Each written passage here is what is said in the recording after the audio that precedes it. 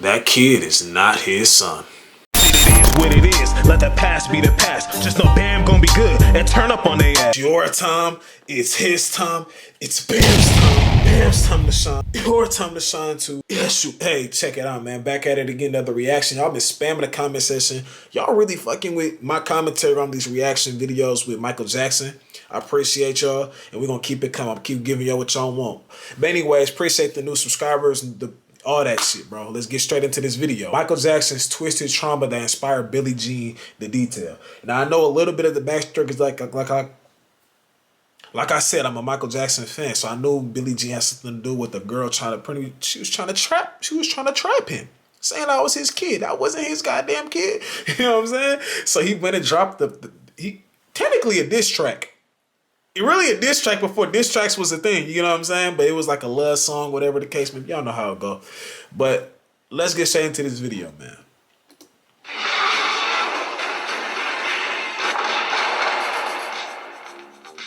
This is Thriller Forever, a video series chronicling every detail in the construction, release, and lasting impact of Michael Jackson's musical juggernaut. After, Michael Jackson was positive they'd recorded a surefire hit. McCartney, however, expressed some trepidation about the song's bubblegum feel. One thing was certain. This wasn't the Don't Stop Till You Get Enough Part 2 many were expecting. Radio listeners felt that Jackson and Jones had diluted their talent. They was going to do a Don't Stop Till You... I didn't know they was going to do that. A part 2 to that song? White pop audience. Without anything else to go by, many feared Jackson's upcoming LP would also be a disappointment if the singer's overarching ambition was to achieve widespread commerciality. See. Surprisingly, with the lyrics of Wanna Be Startin' Something, Jackson makes a fleeting reference to the album's upcoming second single. Quote, Billie Jean is always talking. This next release would redefine Michael Jackson, the artist, and ignite Thriller's seemingly unstoppable ascent into the history books. As soon as listeners heard the crispness of its opening beat and its straight-to-the-point groove, they knew they were in for something not quite like anything. Bro, that's what really caught me when I remember, bro, when I first saw this, like, I'm talking about I think, was it the first, it was him and his brothers just did like a little performance. And it was the original, like the original Billie Jean, like whole outfit with the silver, gold, whatever this was, silver, shiny stuff. I know that shit was expensive. The glove, the jacket. That's when he had the Jerry curl. That's when he still had his, you know, he was getting lighter in his face, but he was still pretty much like light skin complexion, a little darker than light skin type shit. That was, bro, it was that when as soon as that shit came on, he put the hat on. And did the shit with the leg in it, bro. That shit was, bro. That was, bro. Else. If ever there was a quintessential Michael Jackson tune, I know it would have to be the sonic masterpiece that is Billie Jean. Michael Jackson wrote and recorded the demo in his home studio in Encino, Los Angeles. The premise of the track was his desire to compose something that had a lot of bass. Jackson said of the song, quote, a musician knows hit material. It has to feel right. Everything has to feel in place. It fulfills you, and it makes you feel good. Right. That's how I felt about Billie Jean. I knew it was going to be big while I was writing it. Michael Jackson would go on to recall that he was so absorbed in the writing of the song, he was riding down the Ventura freeway and didn't realize his car had set ablaze. Quote, we were getting off the freeway when a kid on a motorcycle pulls up to us and says, your car is on fire. Oh, shit. Suddenly we noticed the smoke and pulled over, and the whole bottom of the Rolls Royce was on fire. I was so absorbed by... Boy, this man was driving in a Rolls Royce. I mean, he is rich, but I just didn't, like, I don't know, like, I guess back then, like, the people, they didn't like, they had expensive, like, material stuff, but they didn't have, like, it looks like, Michael Jackson's clothes were expensive, like, the performance, like, the stuff he wore in his performance, from Super Bowl performance, stage performance, all that was, like, they looked expensive, they probably were expensive, but other than that, when you see him, like, walking... I guess it's just a different style. Like, I'm thinking of people of today who are wearing chains and jewelry and stuff like that. He wasn't a big jewelry person, which he said when he was in Vegas buying all that stuff. Bro was in Vegas. Bro, I don't know what store it was, but bro was in Vegas. Oh, how much is this? 80,000. Put that on the list. How much was that? 90. Put that, like, you know, he was just copping stuff. So he probably had expensive clothing, but he just didn't do jewelry and all the extra designer. I don't know how designer was back in the 90s and stuff like that. Okay. I'm getting a better understanding. Floating in my head that I didn't even focus on the awful possibilities until later. That's good. Once at Westlake Studios, Jones had Jackson sing over dubs through a 6-foot cardboard tube and brought in jazz saxophonist Tom Scott to play the lyricon. When engineer Bruce Swedien was putting together the string section, he was aiming for a classical feel instead of a pop sound. He said, quote, "I don't think there are any basses on those strings, but it was violin, viola, and cellos, and it was absolutely classical in the approach." Swedien ended up mixing the song 91 times, which was unusual for him. The mixes grew progressively worse, and Jones asked Swedien to listen again to the second mix, which was much better. Therefore, the second mix became the final version. Okay. Quote, "There aren't many pieces of music where you can hear the first 3 or 4 notes of the drums and immediately tell what piece of music it is." Or hear the first beat and be like, nah, this the beat. This the one. This the one. Like, you know, when you listen, because I did this for those who are new, Other Side of Bam. I did 24 hours as a rapper. And I made a real life song called This to Me and You. Real life song. You get what I'm saying? And when I was looking for beats for that song, I was like, nah, not that one. Because I'm paying for this beat. Because I want to put this on YouTube and I don't want to get copyrighted. So I'm like, bro, I got to find a beat for what it's right here. For what I wrote on this paper. Look, it's literally right here. You know what I'm saying? So I'm just going like, nah, this the beat. That's probably how he was with Billie Jean. Like, nah, like, yup, this the beat that we gonna make this hit on. But I think that is the case with Billie Jean. Me doing a little bit of that gave me an insight on artists. Michael Jackson and his producer, Quincy Jones, constantly fought over the track. Really? Some reports stating that Jones felt it was too weak to be included on the album. A claim the music producer has since denied. We told him what songs he was going to sing. The producer has to do that, you know. You don't ask him what songs we're going to sing. And this whole fallacy about me not liking Billie Jean is a lie. It is. It's some lie that started somewhere. Because anybody could hear that record's a smash. And also, I know where it came from. That's probably miscommunication. However, Jones did dislike the demo, nor did he care for the bass line, wanting to cut its 29-second introduction. But Jackson insisted that it be kept. According to Jones, quote, "The intro to Billie Jean was so long you could shave during it. I said we had to get to the melody sooner. But Michael said that was what made him want to dance." See, he probably didn't say maybe he didn't say he doesn't like it, but he was just giving these little points that made Michael feel like he didn't like it, saying that it's taking too long to get to the singing part, you know, that we got to get to the melody faster. It was just these little points. If this is accurate, this information, like I said, this is all speculation. But if what he's saying is accurate in this video, maybe it was those key little points that made him think like you don't like it. Sometimes when a person constantly is just giving they 1-2, giving they 2 cents all the time, and it just sounds like, bro, like it gets a lot, especially if you're an overthinker. And when Michael Jackson says something makes him want to dance, you don't argue. So he won. Quincy Jones also wasn't keen on the track's title, wanting to change it to Not My Lover, as he believed that audiences might mistakenly think the song was referring to tennis star Billie Jean King. However, Jackson refused to change the title and asked Jones to give him co-producing credit for the track, as he felt that the finished product sounded very close to his demo. In addition, the singer requested extra royalties, but Jones granted him neither, and the two fell out over it for several days. According to Jones, Jackson stole Billie Jean's instantly recognizable beat from State of Independence, a track Jones produced for Donna Summer, and that Jackson sung backing vocals on. According to songwriter John Anderson, quote, "They took the riff and made it funky for Billie Jean, so that's kind of cool. That cross-pollination in music." Okay. However, according to Daryl Hall of Hall & Oates, Jackson told him that the Billie Jean groove was in fact lifted from their 1981 track, I Can't Go For That. No can do. Hall, telling the former child star, quote, "Oh, Michael, what do I care? You did it very differently." That being said, both accounts remain unconfirmed.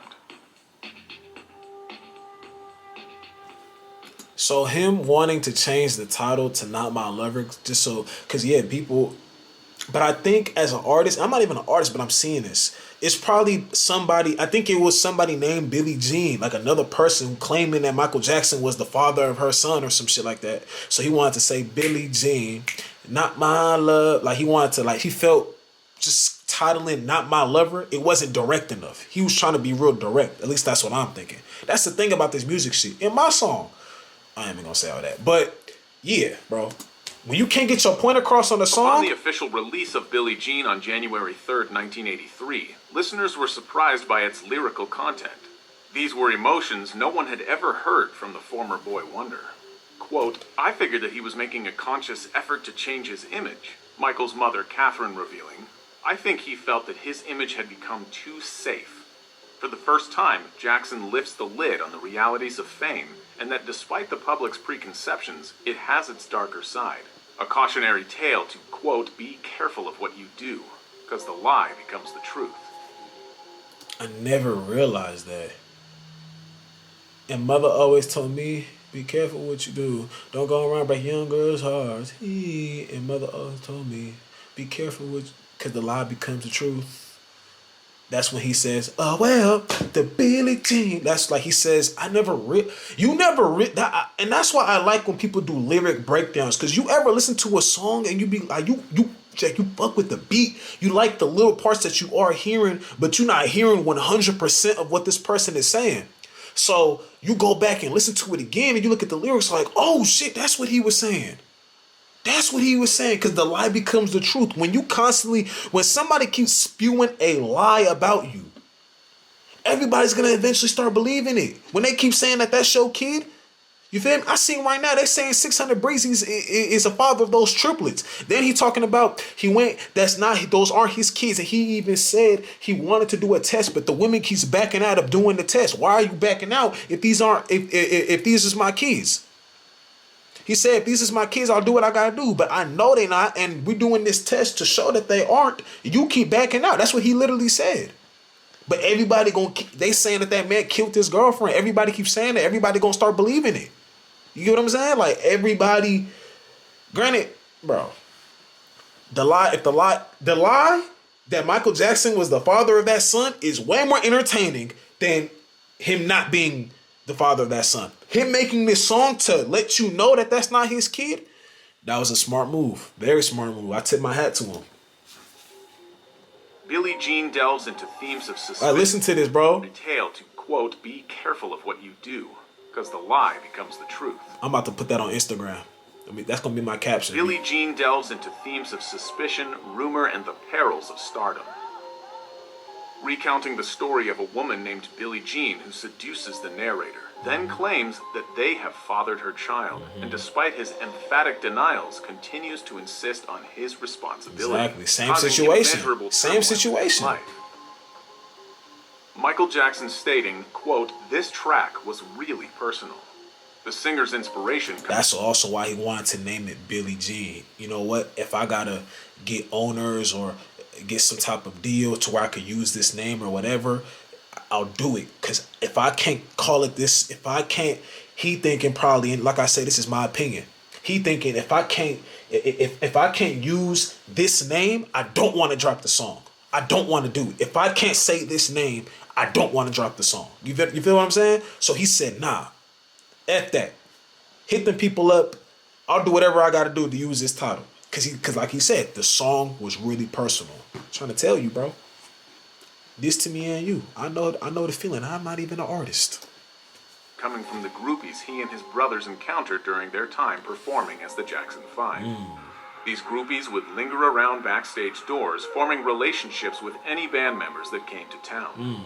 Encounters that continued, as demonstrated when Michael was at his home in Havenhurst and some girl had snuck over the wall. Damn. His producer, Quincy Jones, said that Jackson found the woman one day lounging by his pool with a bathing suit and sunglasses on. Damn. According to Jones, she accused Jackson of being the father of her child, which Jones thought was hilarious. However, the track's true inspiration was really... This is the first time I've seen with some type of lineup It's not even crispy or nothing, but some type of lineup, bro. Y'all, I've been said in multiple videos. I don't ever think has Michael Jackson ever gotten a taper? Rooted in a far more. I don't think tapers were a thing back then, but has he ever gotten a lineup? To his closest Cause this ain't done. This is just his hair pulled back. When Jerry Hershey of Rolling Stone noticed a snapshot tucked into a picture frame in Jackson's dining room, he acknowledged the image was of the real Billie Jean. Hershey described her as a, quote, black teenager of average countenance, posing, most likely, for a high school yearbook. Average countenance. The genesis of Billie Jean had in fact stemmed from letters Jackson received in 1981 from a woman asserting that he was the father of one of her twins. Jackson regularly received such claims. One of her twins? But I thought it can't be one of her twins because twins come out once, so whoever hit it that one time is the father of both. Or the twins come in one. Either that's wrong information or the dude just said that completely wrong. Either, I don't know, that didn't make sense. Despite never meeting these women and therefore would usually just ignore them. However, she persisted, professing her love and desire to be with him and questioning how he could ignore his own flesh and blood. These letters troubled Jackson to the point of causing him continuous nightmares. The situation escalated when Jackson received a parcel containing a photo of the fan, a gun, and a letter instructing him to kill himself at a specific time, with the fan planning to do the same after killing their baby so they could reunite in the next life. What the fuck? Subsequently, Jackson learned that the fan had been admitted to a psychiatric hospital. Do you know what that'll do to you inside when you see that? It's only certain people that look at that like, man, F this part. Like, you know, but you know what that's going to do to the regular person who don't think like that? You doing all this, even if you have some type of condition, you know what that's going to do to them up here, bro? No wonder he went and made that song.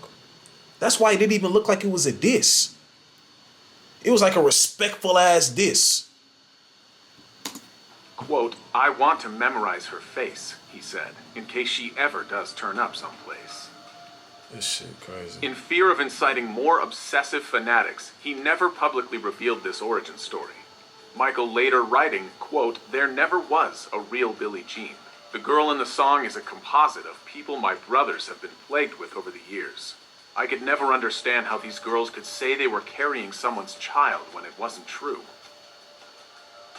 However, despite Jackson's attempts, the release of Billie Jean would usher in a new wave of Despite Jackson's attempt, when it wasn't look how this man had to get into the car. True.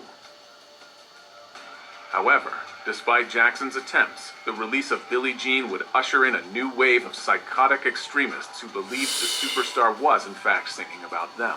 One even changing their name to Billie Jean Jackson and actioning a $150 million paternity case against the superstar. Thanks to the release of Billie Jean, by January 1983, Michael Jackson's Thriller album had reached #1 on the R&B chart, and a month later, it topped the Billboard 200. The single also topped the music charts on March 5th, 1983, before even the release of its accompanying video. Billie Jean was directed by Steve Barron, who was chosen because... I didn't like the Billie Jean film. I wasn't a fan of that one. I liked his performance way better than the video. Like, maybe I gotta rewatch it to understand. Like, you know, I just didn't. I don't know, man. I feel like the Way You Make Me Feel video was dope. Jackson and Quincy Jones liked the mystery murder treatment he did for the Human League's video, Don't You Want Me, released the previous year. Barron's original idea was more complex and involved a group of dancers. With budget a factor, they simplified the concept and went with the idea of Jackson having a Midas touch, with the squares he stepped on lighting up. The brief was he really was looking for something magical. And I'd done an idea about a year earlier about the Midas touch and about everything lighting up in real magic. I wrote down a treatment which was about walking down the street and some sort of private detective. And what I'd planned for him in terms of walking along the street and the dances and things was that all the paving stones would be interactive. So he pressure interactive, so he'd step on one and the light would come on. course, the budget that our director couldn't deliver on the day. I had to take Michael through what worked and what didn't. And I said, unfortunately, we've only got 11 of these stones that light up. And I said, this is one, those two, and then you've got to skip that one. And he said, no, let's just do it. Steve Barron remembers being in awe of the artist. Quote, "We shot that first take, got to the end, and everyone, up in the gantries, eating their sandwiches, reading the paper, painters working on another set, just burst into applause. We all just knew we'd seen another era of superstar." To save on set design, they used a technique where painted glass was placed in front of the camera to fill in the wide shots without building actual set pieces. The video also utilized innovative editing techniques, including rapid cuts and transitions, to create a dynamic and engaging visual. Barron and his team worked closely with Jackson to capture his dynamic stage presence and showcase his dance moves in a way that was both captivating and stylish. The video also debuted Michael Jackson's new look for this era.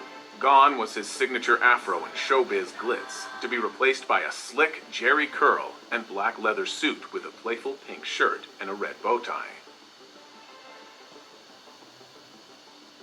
A photographer follows Jackson but can never capture him in celluloid, as when photographed, the superstar fails to materialize on the developed picture.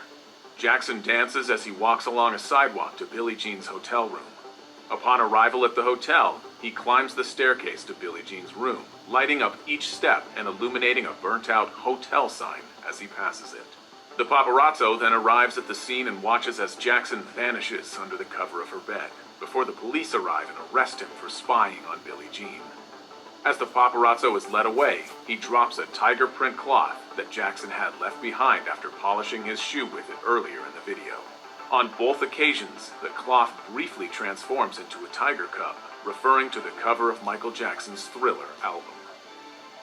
I still didn't like it, bro. Like, I just didn't like that film, The Billie bro. Jean video is often credited with breaking color barriers on MTV, a channel that debuted on August 1st, 1981, and up until that point, exclusively pushed white artists with a more rock-oriented output.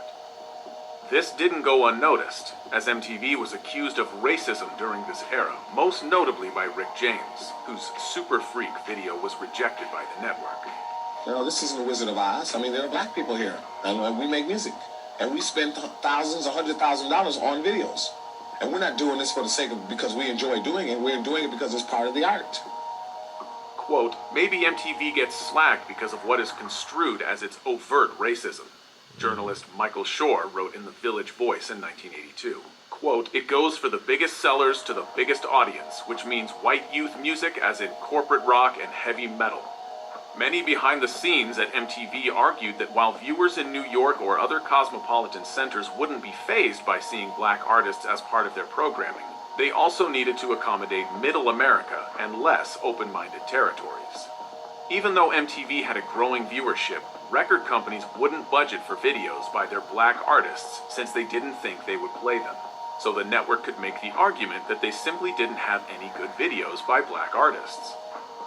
However, as an avid fan of filmmaking, Michael Jackson knew that argument wouldn't fly as soon as he presented them with the Billie Jean video, which was startlingly innovative and took the new art form. How much stuff do you think you had to put in his hair to keep it like that, bro? I always wondered how he did that. To greater heights. Granted, I like my Despite hair its like production this. value and I ain't gonna lie, when I was younger, I used to kind of want the more curly, like mine is like, full black people, tight curl, super tight. You gotta really pull it and look up close to see the tights. But I kind of like this because when you have waves, I don't really like the, people who have the big wave. I'm not finna get into all that. I'm just know there was a point in time where I wanted this hairstyle. I really wanted the Jerry curl, and I actually had it for a little bit, actually. I put the chemicals in my hair. Yes, I did it, But then I learned to grow to appreciate how my hair looks. Jackson's star quality, MTV initially refused to air Billie Jean, promising to instead broadcast Michael's next video because it was more fitting to their rock format. Which was what? You're looking for a certain sound and a certain point of view. Bob Pittman is the 29-year-old whiz kid who created MTV after a successful career as a radio station program director. He sees little difference between radio and cable. We are not all things to all people. We are cable television, and what cable television does best is specialize. One thing per channel. So you know exactly what you're getting when you turn on the channel. Enraged by their refusal, Walter Yetnikoff, the president of Jackson's record company CBS Records, threatened to expose MTV's stance as a racial discrimination. Quote, I said to MTV, I'm pulling everything we have off the air, all our product. I'm not going to give you any more videos. And I'm going to go public and tell them about the fact you don't want to play music by a black guy. MTV quickly relented and premiered the Billie Jean music video on March 10th, 1983. The single was already topping the charts, but in part... Let me be honest, it probably has something to do with him being black, because this is the 1980s. This is when racism is still a thing, but racism was probably dying down or died down. It's not how it was in early 1900s, you know, shit like that, but it's also because he's Michael Jackson. They saw what that man was doing. Like, man, we about to have this dude, this dude about to like, it's gonna help ours because they're gonna tune into MTV, but now they gonna be here for him mainly. You know, when you tune in, you know, when you subscribe to a certain thing. This is why, like, for y'all, and just to give y'all a little input on my videos, the people you see in the podcast, those people I know personally. You know what I'm saying? And I've never really been big on trying to have the mindset of, y'all heard me talk about Flight. If I see Flight, I'm not going to try to get him on camera and all this stuff. Flight reacts on YouTube or DJ Ghost. I'm not going to try to get these two YouTubers like in my videos just to, because if I get him in the video with a thumbnail, y'all going to click. It's going to get hella views. Because now y'all just going to be there for that. They even say, DJ Ghost even says, that's not a good way to go. You want a genuine content, genuine entertainment, genuine content, being yourself, adding entertainment. You want them to be here for you. You get what I'm saying? That's just how it is. You don't want to do easy clout check. Like nothing wrong, because clout, let's be honest, clout, it's the difference between wanting it and doing everything to get it. Clout is the people that watching you, right? You have a lot of people that watch you, follow you, subscribe to you. That it helps you. But at the same token, you don't want to do you don't want to go through the certain lengths that people go through to get it. That's what makes it like, damn, bro, I don't even want to watch dude no more. He do anything to get his shit, you know? Just, that's probably how they was thinking, though. They're like, man, this dude about to take all the views, like, where he's giving us views, but now they're all going to be here for him. When they see this video, they going to want the next video for him, and so forth and so on. Our other acts, they going to get mad because they ain't getting no play. They here for Michael Jackson now. So it probably has something to do with him being with the racism, but it also has something to do with that's Michael Jackson. Because of the video's heavy rotation on MTV, Billie Jean soon broke records by remaining #1 for a total of 7 weeks. Tell you. Although MTV fed the public Michael Jackson's most captivating of visuals, the video didn't contain the superstar's most iconic elements of Billie Jean. For example, his fedora, sequin glove, and the moonwalk. These visual cues would debut on May 16, 1983, when Jackson agreed to perform the track at the Motown 25, Yesterday, Today, Forever television special. Jackson had initially declined to perform, as at the time he wanted to distance himself from Motown and his brothers, focusing his attention on his solo work. But reconsidered after he discussed the offer with Berry Gordy, the founder of Motown, and Michael agreed only if he could perform his new track. Following performances by Marvin Gaye, Smokey Robinson, and Mary Wells, the Jacksons sang a medley of their early Motown hits. After the group performed I'll Be There, his brothers left Michael alone on the stage. Jackson wore black pants, leather penny loafers, a black This is the sequin original jacket, Billie Jean sequin outfit socks, that I was and talking a single about. white rhinestone glove. He addressed the audience, and then Billie Jean started playing to an erupting applause. During the song's instrumental interlude, he executed a move that many believe sealed his status as a pop icon. Jackson gliding backwards, performing what instantly became his signature, the moonwalk, before spinning on his heels and landing on point. It was the first time Jackson... I saw an interview where he said he was actually mad at this performance because he didn't stand on his toes for as long as he was trying to. That's the only takeaway. But he says you never stop performing when you're performing. Jackson performed the move in public after practicing it over and over again in his kitchen prior to the show. The special was watched by 50 million people, and Jackson received an Emmy nomination for his performance. Motown 25 is considered a watershed moment in popular culture, solidifying Michael Jackson as a supreme performer of a generation. The day after the show aired, Jackson was called by his childhood idol Fred Astaire, who commended him for his performance. Really? Another childhood idol, Sammy Davis Jr., admired Jackson's black sequin jacket during the show and later received it as a gift. Despite the show's success, Michael was surprisingly dissatisfied with his performance. I just said it. After getting off stage, he cried due to being unhappy with his spin and toe stand, as he wanted it to last longer. However, the gloved one was comforted by a kid that ran up to him after the show and emphatically praised his moves, taking solace in the belief that I swear I didn't watch this video. It was an interview. As a result of this performance, Jackson reached a new audience and increased sales of Thriller, soon selling as much as 1 million copies a week, becoming the first artist ever to have an album and single in top position on the Billboard charts at the same time. In 1984, Dude, Soulja Boy said that Crank That sold more than Thriller. The fuck out of here. Billie Jean would be awarded honors including 2 Grammy Awards and an American Music Award. Certified Diamond, a Billboard poll named the tune as Black Single of the Decade, with many considering Billie Jean as one of the greatest songs of all time. It is. It is. It definitely is, man. Michael Jackson, R.I.P. the King of Pop, R.I.P. a legend, bro. Man, y'all like these videos, y'all know what to do. Get at me on the next one. Rest in peace to Kari, X, my grandma, both our grandmas. Subscribe to the channel if you're new. Almost at 5 subscribers away from 800 subscribers. Rest in peace to Kari, X, my grandma, both our grandmas.